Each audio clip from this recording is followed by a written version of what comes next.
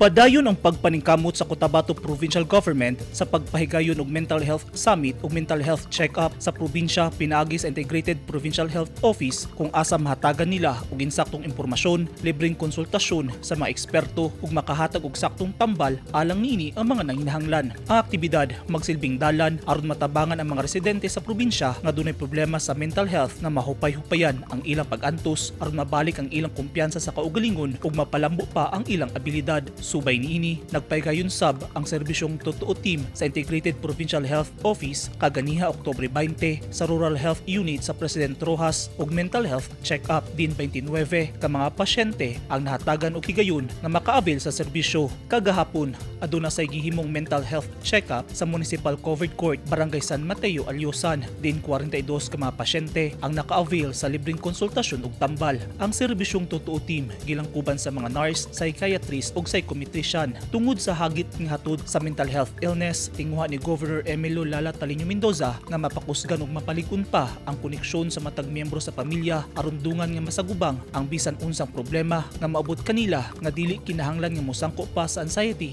depresyon uban pang isyu sa panghuna-huna. Desidido si Mendoza nga ipadayon nga maduso ang programa ug aktibidad nga makatabang aron mapalapdan ang mental health awareness sa probinsya. Eugene Hinutan, Newsline Philippines. Stay safe.